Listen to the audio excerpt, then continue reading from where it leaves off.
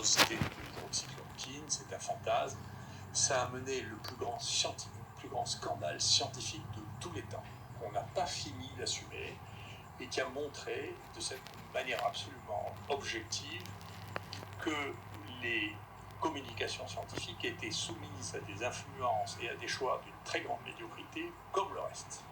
Et récemment encore, je peux vous dire, il y a deux éléments sur lesquels je sais qu'il y a eu des éléments de censure dans le Lancet qui montraient de manière statistique que d'une certaine manière le tabac protégeait contre le Covid. Peut-être que c'est, bien sûr, je ne peux pas imaginer que le bénéfice du tabac soit supérieur au risque qu'il a, mais de censurer une donnée scientifique d'observation, ça n'est pas le rôle d'un journal scientifique. Chacun reste à sa place, les scientifiques font de la science, les politiques font de la politique, et ils le font à partir de données scientifiques. S'ils n'ont plus de données scientifiques fiables, alors tout ça c'est juste du contrôle, c'est juste du pouvoir d'imposer des manières de vivre qui ne sont plus basées sur de la connaissance, mais qui sont basées sur des convictions.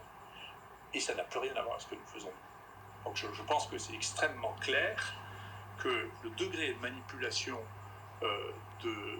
des journaux scientifiques de plus haut niveau, et plus ils étaient de haut niveau, plus ils étaient la cible de la manipulation, bien entendu. Si vous publiez dans un journal marginal, les gens se fichent de ce dans quoi vous publiez. Mais quand vous publiez dans les meilleurs journaux du monde, la pression qui est exercée sur eux est absolument considérable. Et je vous conseille d'ailleurs de lire, parce que c'est un devoir, parce que c'est un très bon film, Vice, qui raconte la vie de Dick Cheney, qui explique ce que moi je sais sur le bioterrorisme, vraiment, ce que j'ai écrit dans mon livre, et la manière dont on manipule les gens et les choses. C'est instructif parce que c'est la même histoire. Ce qui est très intéressant, très intéressant, c'est que depuis début juin, nous avons eu 1000 cas diagnostiqués. Sur ces 1000 cas diagnostiqués, une seule personne est morte, et c'est quelqu'un qui était en fin de vie, pour lequel le Covid a un rôle qui était marginal ou négligeable. C'est-à-dire que là, on est encore en dessous des 0,45 pour 1000, on est là on est à 1 pour 1000 au pire